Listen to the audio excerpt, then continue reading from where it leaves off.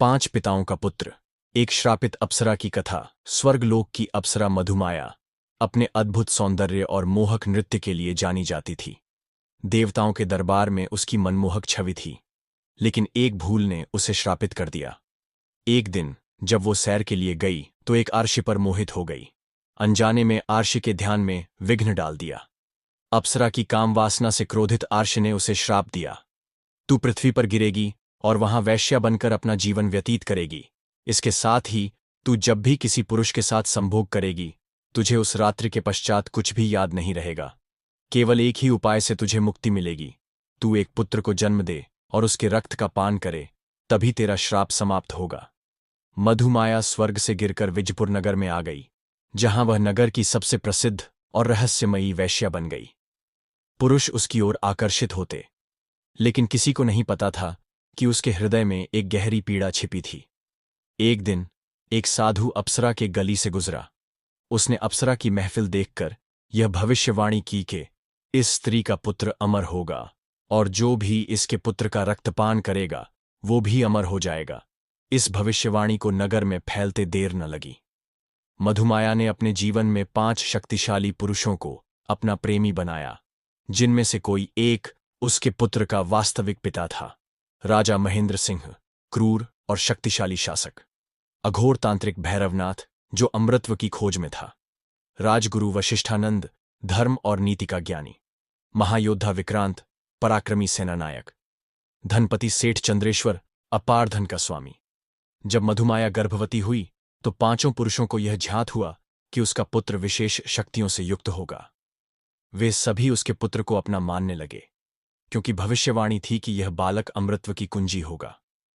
श्राप से मुक्ति का प्रयास मधुमाया जानती थी कि उसका श्राप केवल तब समाप्त होगा जब वह अपने पुत्र के रक्त का पान करेगी। लेकिन जब उसने अपने पुत्र अयंत्र को जन्म दिया तो उसके मातृत्व ने उसे रोक दिया। वह चाहती तो थी कि श्राप से मुक्त हो, लेकिन अपने ही पुत्र का रक्त कैसे पी सकती थी। लेकिन भाग्य ने उसे अवसर दिया। एक रात जब अयंत्र किशोर हो गया था, 5 पुरुषों ने उसे बलपूर्वक पकड़ लिया। वे उसकी शक्ति का उपयोग कर अमर बनने की योजना बना रहे थे। उन्होंने एक अंधेरे कक्ष में उसे बंदी बनाया और उसके रक्त को निकालने लगे।